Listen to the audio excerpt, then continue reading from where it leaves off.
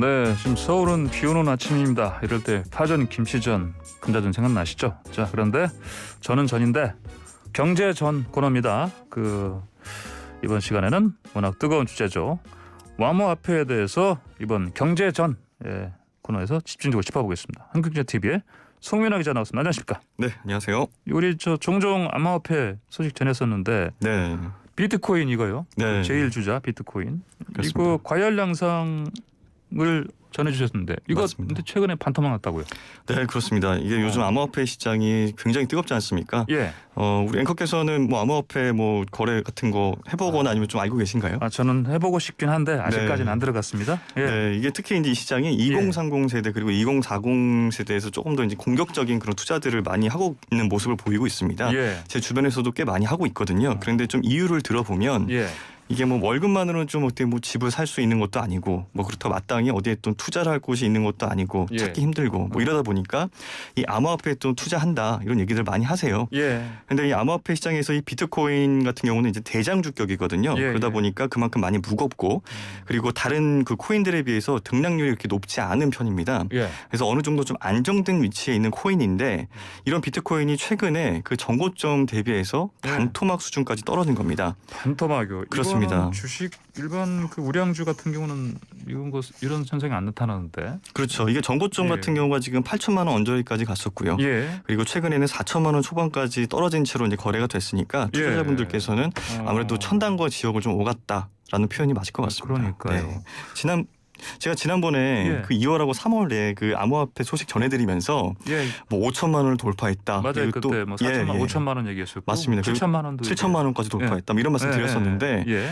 덧붙여서 좀 투자에 유의해야 한다. 이런 말씀까지 좀 전해드렸었어요. 그런데 예. 좀 우려가 좀 안타깝게도 현실이 좀 된 상황이 아닌가 싶고요. 예. 그나마 좀 다행인 거는 이제 다시 좀 반등 조짐을 좀 보이면서 예. 이제 비트코인은 4천만 원 후반대에 좀 거래가 되고 있고요. 반대로. 그리고 시가총액 2위인 이더리움의 경우에는 이더리움. 300만 원 윗단에서 거래가 좀 되고 있으면서 조금씩 안정화를 취해가는 모습입니다. 네. 예, 알겠습니다. 이렇게 근데 비트코인 가격이 이렇게 왔다 갔다 하는 이유 뭐로 봐야 됩니까? 네, 아무래도 이제 고공행진을 좀 벌이고 있던 이런 비트코인 가상화폐 자산의 시장에서 예. 좀 최근에 악재가 한 2건 정도가 연달아 터졌습니다. 이게 좀 예. 큰 이슈를 불러왔다. 이렇게 보여지고 있고요. 첫 번째는 예. 중국발 악재였습니다. 이게 중국 정부가 예. 비트코인 채굴과 관련한 모든 거래 이거를 이제 금지하겠다. 굉장히 강하게 이거를 밝혔기 때문에 예. 그러면서 이제 가상자산 가격은 좀 그 뒤로 크게 이제 떨어지는 모습을 보였고요. 예. 이후에 비트코인 가격이 지난 19일에 3만 달러 초반대까지 이제 하락하기도 했습니다. 우리 돈으로 환산을 하면은 예. 3천만 원 후반에서 4천만 원 초반 수준까지 이제 떨어졌다라고 볼 수가 있고요. 예. 두 번째로 이제 미국 정부에서 나온 이 악재였습니다. 이게 예. 뭐냐면 $10,000 이상 그 가상화폐를 거래를 하면은 네. 국세청에 신고를 이제 의무화하겠다라고 밝힌 건데요. 예. 이를 위한 조치로서는 이제 중앙은행이 그 디지털 그 달러 관련 보고서를 좀 준비를 했습니다. 네. 이 말이 뭐냐면 이제 암호화폐 거래를 하는 은행에 대해서 좀 무언의 압박을 가해보겠다라는 그런 좀 의미가 담겨 있고요. 예. 그러면서 이제 암호화폐를 좀 어떻게 보면 좀 몰아내게 하려는 거 아니냐라는 좀 그런 지적이 나오면서 결과적으로는 암호화폐 시장이 좀 하락하는 그런 모양새를 보이게 됐습니다. 그런데 결정적인 이유는 또 다른 데 있다. 라는 분석이 나오기도 해서 눈길을 끌고 있습니다. 그래요? 예. 이건 사실 외부적인 악재로 볼 수 있는데 정책적인 그렇죠. 악재. 네, 이른바 뻥튀기 거래.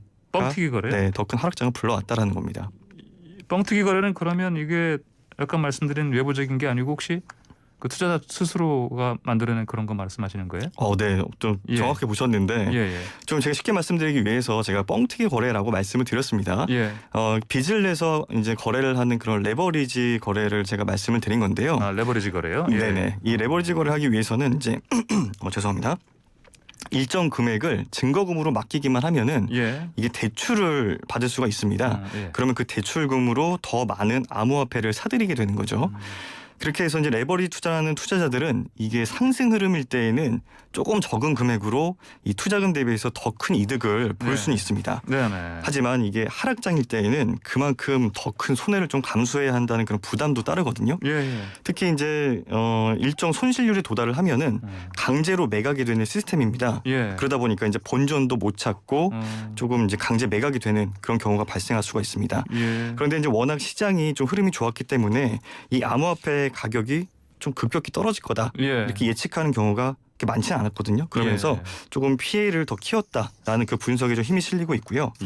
실제 이런 사례가 있었습니다. 그 최근까지 그 암호화폐 관련 경제 기자로 활동을 하다가 퇴사를 하고 이제 전문 유튜브로 전환하신 그 고란 그 기자죠. 지금은 고란 씨라고 불러야겠는데 이분이 그 방송에도 저희 방송에도 출연을 하시고 상당히 활동을 좀 활발하게 하셨었어요. 근데 이번 하락장에 그 레버리지 투자로 암호화폐 거래를 했다가 무려 이제 39억 원을 강제로 매각을 당했다라는 사실이 이제 언론을 통해서 이제 알려지기도 했습니다. 그러면 이거 매각당한 39억 가운데 상당 액수가 레버리지 투자니까 빚내서 한 걸 텐데. 그렇죠. 그러니까 본인이 가지고 있던 그 암호화폐를 증거금으로 대출을 받았고요. 그래서 이제 비트코인 가격이 이제 30% 넘게 빠지면 그때 이제 강제 매각을 당하는 상황인데 이게 30% 넘게 빠졌기 때문에 이제 강제 매각을 당했습니다. 그러면서 본인도 이렇게 비트코인이 그렇게 많이 빠질지 몰랐다라고 이제 밝혔거든요. 결국에 이 하락장은 정말 예측이 좀 어렵다라는 점을 다시 한번 일깨워주는 그런 대목이었습니다. 그렇군요. 네. 자, 근데 이거 뭐 아까 그 송 기자께서는 이전에 한번 조심해라 하셨지만은 이거 상승하를 어떻게 예측을 정확히 하는 게 전문가들도 사실 쉽지 않지 않습니까? 맞습니다. 그래서 이제 예측이 쉽지 않다. 그런데 한편에서는 또 이번 또 폭락이 어떻게 보면 2018년도에 저희가 이제 한창 또 폭락을 했었고 그때와 유사점을 좀 지니고 있기 때문에 그래요? 과거의 패턴을 좀 닮았어요? 네, 그렇습니다. 그래서 어떻게 보면 좀 예측이 가능할 수도 있지 않았을까라는 분석이 나오고도 있습니다. 안께서도 생각해 보시면 2017년도에 네, 한참 뭐 암호화폐 가격이 막 급격히 오르면서 주변에서 뭐 누구는 뭐 수억을 벌었네, 누구는 수천만 원을 벌었네 이런 혹시 말씀 들어보신 적 있으실 겁니다. 소문들 있었죠. 네.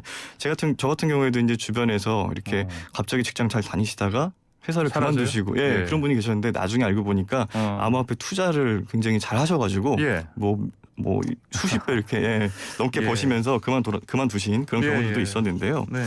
그 당시에 좀 상승장이 많이 유사한 그런 패턴을 보였고요. 결국에는 이 폭락장도 조금 비슷한 수순을 밟았다라는 분석인 겁니다. 그래요? 네. 첫 번째로 짚어볼 수 있는 공통점은 이제 폭락을 앞두고 이런 호황을 이끌 만한 그런 충분한 모멘텀, 그러니까 이유들이 존재했다는 겁니다.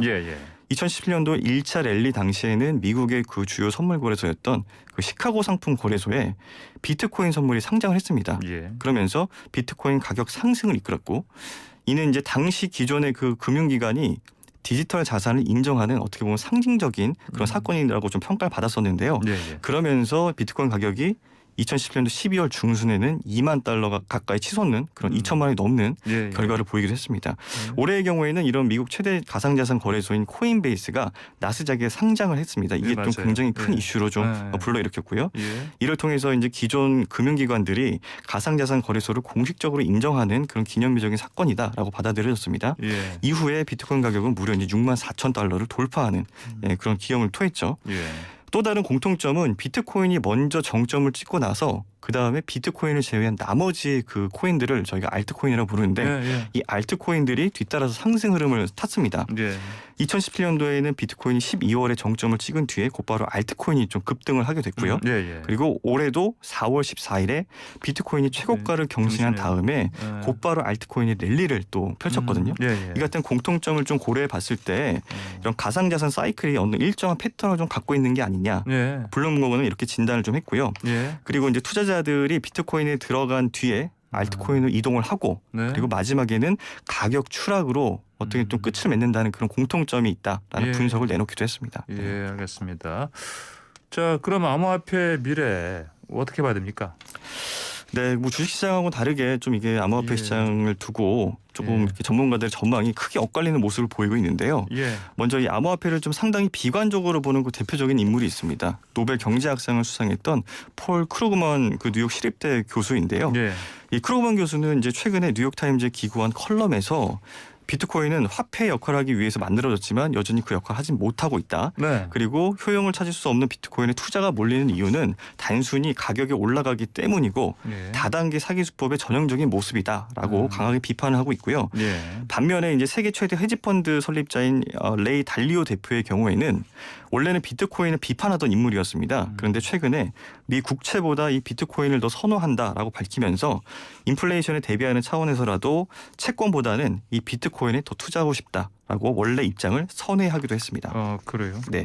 알겠습니다. 그러면 이제 투자자들 입장에서 앞으로 아까 얘기해 주신 그런 네. 과거의 패턴은 좀 봐야 될 것 같고 전략을 어떻게 수립하면 좋겠습니까? 네, 이 부분도 굉장히 궁금해하실 것 같습니다. 예. 제가 취재를 했던 경제 전문가들이 예. 공통적으로 좀 밝힌 부분은 예. 지금은 적극적으로 투자할 시기는 아니다. 지금 투자하지 말라. 강조했습니다. 예. 이른바 몰빵하는 투자는 피해야 한다는 건데요. 예. 암호화폐에 직접 투자하기보다는 좀 비교적인 안정적인 그런 좀 ETF와 같은 펀드 상품을 좀 활용하는 것이 방법이 될 수 있다라고 예. 또 말을 하기도 했습니다. 그래요. 또 단기적인 투자보다는 중장기적인 관점으로 네, 그렇게 소액 투자를 하는 게 유리하다라고 진단했습니다. 알겠습니다. 네, 송 기자 오늘 말씀 여기까지 듣겠습니다. 고맙습니다. 맞습니다. 네, 지금까지 한국경제TV의 송민아 기자였습니다.